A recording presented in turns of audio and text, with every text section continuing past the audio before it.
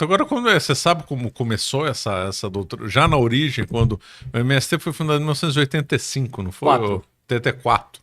Desde lá é essa estrutura, ou eles foram se aperfeiçoando? Eles já foram criados com um modelo feito ou não? Essa que é a minha pergunta. Eu acredito, e até falo sobre isso no meu livro, que o MST ele começa numa ideia. E a ideia que deu origem ao Movimento Sem Terra é a ideia da teologia da libertação, que é uma distorção da verdadeira teologia, aonde o mal verdadeiro, espiritual, some, existe o mal social no lugar, aonde é uma doutrina completamente materialista, nada mais anticristão do que o materialismo histórico de Karl Marx, aonde tudo culmina no material, aonde nasce no lugar da graça, da misericórdia e da redenção a justiça social, que é o fim último de toda essa ideologia. Então, Deus ama todos, mas ele tem um amor preferencial pelos pobres. Certo. Isso começa lá atrás, enfim, da Guerra Fria. Sim. Há uma infiltração que é sabida... Tem as ligas camponesas do... Sim. O MST se inspirou em algum? Se inspirou, por exemplo, na Ligas Camponesas, algum movimento internacional? Com certeza. Similar ou não? Atenção, estamos com uma oferta realmente imperdível. Você compra a coleção inteira do Varney Hagen e ainda ganha esse livro de bônus. São 7 livros. Aproveite que não vai durar para sempre. Com certeza. Até porque você tem o livro 1980... Francisco Julião, esse é o nome que eu queria Francisco lembrar. Julião. Você tem o livro 1984, que traz documentos que foram tirados da Polônia e da Tchecoslováquia, aonde consta que havia uma agência da KGB no Brasil chamada STB. Na verdade, essa agência do STB, ela estava na Tchecoslováquia e ela era infiltrada no Brasil. Havia mais de 1.000 espiões soviéticos da STB que tentaram criar uma guerra civil no Brasil para promover a ditadura do proletariado. Isso não é uma teoria da conspiração. Tem documentos. Quando a Tchecoslováquia... Sim, foi publicado faz não quantos anos? Não tem 20 anos. Não tem 20 anos. Esse livro, eu tenho esse livro em casa lá. Eles abriram os arquivos, né, após a Revolução de Veludo, que descomunizou a Tchecoslováquia, e aí lá consta todo esse aparato que eles tinham aqui. E aí, quem que eles cooptaram no Brasil para promover essa ditadura do proletariado, essa guerra civil? As Ligas Camponesas, que era um movimento rural organizado. Então, as Ligas Camponesas foram cooptadas pela KGB, elas começaram a receber financiamento para a imprensa, começaram a receber financiamento para armamento, e todo um aparato que culminou na não ditadura do proletariado, porque houve a intervenção militar e depois vai se tornando uma ditadura também. Mas, de fato, no início foi muito benéfico porque impediu que o Brasil se tornasse uma ditadura comunista. Só que as Ligas Camponesas foram colocadas na ilegalidade. E aquela face revolucionária, agressiva das Ligas Camponesas, acabaram que, com o tempo, elas ficaram obsoletas. E eles precisavam de um outro método, uma outra forma para surgir na sociedade novamente. É por isso que o João Pedro Stedley, ele era um sindicalista, um revolucionário, marxista. Ele começa agora a se infiltrar nesse movimento católico, que era a Teologia da Libertação, e a Comissão Pastoral da Terra, que era a CPT. Ele se torna liderança da CPT e ele, enfim... Segundo o próprio livro dele, Brava Gente, onde ele narra tudo o que aconteceu, ele percebe que lá no Rio Grande do Sul está tendo um conflito agrário entre os índios caigangues e alguns produtores rurais que foram expulsos pelos índios. O que ele faz? Ele vai até lá, segundo ele mesmo, e faz um processo pedagógico de doutrinação marxista daquelas pessoas, convencendo elas que o inimigo delas não eram os índios, que eram, na verdade, os latifundiários, os fazendeiros. Convence aquelas pessoas a invadirem uma fazenda chamada Fazenda Macalli, em 1979, e a partir dessa primeira invasão, o primeiro ato de chegada nessa fazenda é uma cruz, na Cruzilhada do Natalino, e eles rezam uma missa da Teologia da Libertação. É interessante que foi no dia 7 de setembro de 1979, onde os militares estavam comemorando. E estava ruindo o período militar. As pessoas já estavam com aquele ranço do militarismo. Sim, o final foi bem melancólico. Já se falava de diretas já, tudo aquilo. E aí, nesse final melancólico, eles aproveitam a data onde os militares não estavam, invadem, rezam a missa, dizem aqui tem um movimento cristão, não podem tirar as pessoas daqui, porque isso seria violência religiosa. E eles vão para a imprensa porque foi uma vitória. As pessoas apoiaram aquele movimento. Olha, os pobres agora têm vez, estão fazendo algo importante. E ganhando essa visibilidade, o movimento não para mais. O próprio João Pedro Stedley, em uma entrevista, disse que aquele foi o embrião de uma criança que nasceria 5 anos depois. Ah, tá. Então, 5 anos depois é fundado oficialmente o Movimento Sem Terra, e aí uma série de invasões. Quem foram os fundadores? O João Pedro Stedley é a pessoa mais conhecida, foram vários nomes, dentre eles padres também da Teologia da Libertação, inclusive mexicano, não sei, depois eu vou me lembrar, mas eles fundam esse movimento com essa proposta, e também, bem próximo ali, vai ser fundado o Partido dos Trabalhadores, né?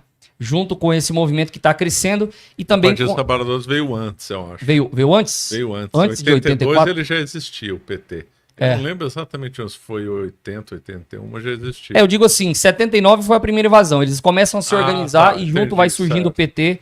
Então, provavelmente foi 80, 82 mesmo o PT e 84 o Movimento Sem Terra. Eu entendo que o próprio PT, ele vem desse movimento, né, do Dom Helder Câmara também ali criando, ajudando, participando da fundação do PT e promovendo esse partido que, segundo o próprio Lula, ele disse que é fruto da teologia da libertação e ele tinha por trás dele a Igreja Católica. Obviamente ele está falando das SEBs, que eram as comunidades eclesiais de base, que eram essas células espalhadas por todo o Brasil no ambiente rural. O Brasil é um país rural nesse período ainda, está em transição. E eles aproveitam esse movimento que tem cara de catolicismo, mas não é catolicismo, tem cara de cristianismo, mas não é cristianismo, está completamente politizado para vir com essa avalanche política e manipular as pessoas em busca desse ideal inalcançável que é a Revolução Socialista. Ele foi fundado em que estado, o MST? Ele foi fundado no Rio Grande do Sul. No Rio Grande do Sul mesmo. Rio Grande do Sul. Perdão. O MST foi fundado em 84 em Cascavel, no Paraná. No Paraná. Ele nasce no Rio Grande do Sul com a invasão da Macalha, mas ele vai ser fundado em Cascavel, no Paraná. A primeira reunião onde o João Pedro Stedley tem a ideia do MST foi numa reunião da Comissão Pastoral da Terra em Goiás, em Goiânia. Ele participou de uma reunião, ele entendeu algo, teve um insight, e aí, segundo ele mesmo, começa a preparação para a fundação do Movimento Sem Terra. E o próprio João Pedro Stedley, ele fala que foi substituindo os símbolos. Ele fala, olha, nós cantávamos as cantigas católicas e depois a gente foi tirando isso, colocando o hino do movimento, tirou a cruz, colocou a bandeira, e eles vão fazendo esse processo de substituição de símbolos, né? Mas mantém na essência do movimento essa ideia, esse sentimento religioso de pertencimento. E ele vai depois dizer no livro dele também que a mística, ela é o combustível. Olha o que ele diz.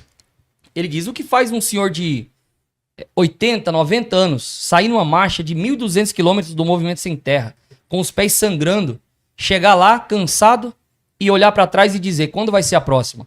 Aí ele responde, é por conta da mística. Nós temos esse sentimento que é o combustível religioso que alimenta essas pessoas colocarem a vida à disposição pelo movimento. A prova disso é que o meu acampamento se chamava Osiel Alves Pereira. Osiel Alves Pereira foi um jovem que entrou no movimento com 15, com 17 anos recebeu o apelido de Zumbi dos Palmares, se tornou uma liderança já, e ele deu a sua vida pelo movimento no confronto de Eldorado dos Carajás, onde 19 sem terra morreram no confronto com a polícia. Ele sentia que ele era um herói revolucionário e morreu. Então olha o nível de domínio dos sentidos que o MST promove nessas pessoas, a ponto delas realmente irem para cima da polícia que estava armada de fuzil, com facão, pedra, arma de fogo, achando que estavam em uma guerra. Eles esperaram a polícia com a barricada nesse dia. Como é que foi passado para vocês o Carajás, esse episódio? Eu não lembro mais até os hoje, detalhes. Hoje é que dia? 2 de abril? Hoje é 2 de abril. Hoje é 2 de abril. Ontem foi dado no play no Abril Vermelho do Movimento Sem Terra. Então, o Abril Vermelho é justamente por conta de Eldorado dos Carajás. Desde que aconteceu... Foi em que ano isso? 1999. Quer ver? Achei pra mim isso tudo, eu te mando aqui. Foi em não, eu lembro que aconteceu, claro, mas eu não lembro os detalhes. Que foi lá o primeiro conta a realidade, como é que foi passado para vocês? A realidade é que houve uma invasão em Carajás, em Eldorado dos Carajás, no Pará, e a polícia foi lá fazer a desapropriação da terra, devolver a terra para os donos. E o Movimento Sem Terra estava recebendo a polícia com barricadas. Eles estavam realmente preparados para a guerra. Obviamente porque receberam treinamento de guerrilha cubana na Venezuela, forte ligação com com Maduro, com as Farc, com tantos movimentos terroristas. E eles estavam preparados para esse embate. Quando a polícia chega... massacre de Carajás, 17 de 1996, no Pará. Então, 21 trabalhadores rurais, né? Eles só não contam que a culpa é do movimento. Realmente, foi uma tragédia, sem precedente. Mas a culpa é do Movimento Sem Terra. E eles sobem até hoje em cima do caixão dessas 21 pessoas para fazer palanque político todo ano, usando essa imagem para invadir o maior número de terras possíveis, como começaram a fazer ontem e vão fazer esse mês mais uma vez em todo o Brasil. Então, se você olhar coloca, por favor, um vídeo que tá no YouTube, que a Globo narra esse movimento.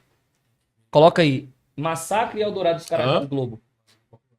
Não pode ficar do copyright. Entendi. Você pode descrever o vídeo. Descreve ele, então. O vídeo é assim, impressionante, porque as pessoas estão ali em barricada. Chega lá toda a polícia militar de fuzil. E eles, obviamente, dizem, nós viemos desapropriar a fazenda, vocês precisam sair, a gente veio devolver para o dono. E eles vão avançando e começam a atirar para o alto. Tiro de aviso. O que os revolucionários do MST fazem? Eles começam a atirar na polícia. A polícia nitidamente tá lá e tá filmado isso. Eles atiram para cima, eles atiram na polícia, começam a pegar tudo que tem em mãos. Facão, foice, pedra, pau e começam a atacar para cima da polícia e avançar. Só que havia um caminhão atrás da polícia. E a polícia vai recuando com o fuzil, evitando o confronto, porque sabem que estão com um poder bélico muito superior.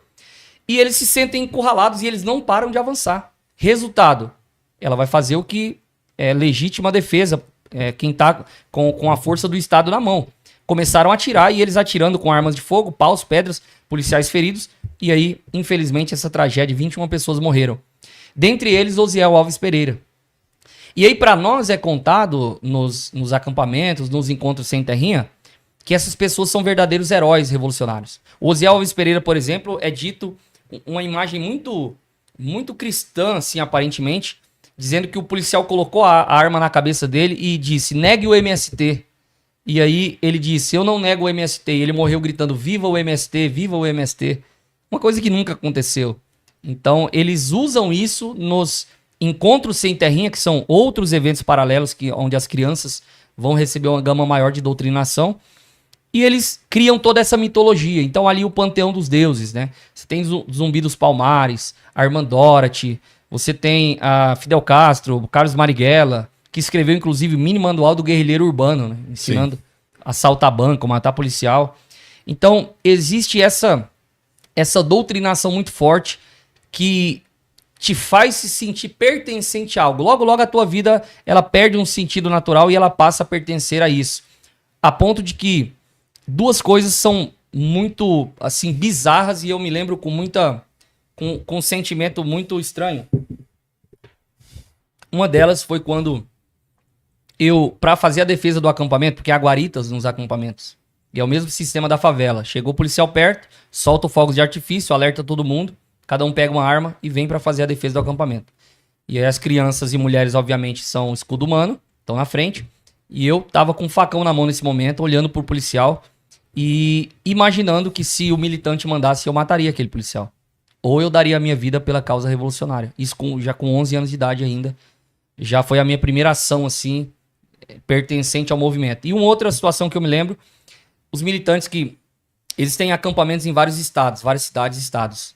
E eles ficam indo de um acampamento para o outro todas as semanas, levando as boas novas, aonde invadiu o quê, aonde foi conquistado, uma nova ideia, uma nova, enfim, conceito para passar para as pessoas. E ao mesmo tempo, você vai buscando proximidade com esses militantes. Eu me lembro de uma história que eles contaram, que uma fazenda foi invadida e os militantes se juntaram e era uma fazenda que tinha muito gado e eles mataram um gado, assim, um boi no meio do pasto, cortaram um pedaço da vaca, do boi, e eles ali mesmo limparam, cavaram um buraco, fizeram uma churrasqueira, assaram a carne e deixaram o resto do boi lá jogado. É como se dissesse assim, nós só queremos aqui o filé mignon e é um símbolo de que nós vencemos sobre o grande latifundiário. E eu tinha um sonho, um dos sonhos meus da infância era poder participar de uma invasão, poder matar um boi, jogar o resto pra lá e pegar uma parte da carne e assar como um símbolo de revolução, de vitória, de conquista. Como se tomavam as coroas dos reis antigamente, né? Quando você vencia Certo. o Aí, oponente. você acaba de assistir um corte do Caravelas Podcast. Na tela está aparecendo o episódio completo e outro corte. Muito obrigado pela atenção.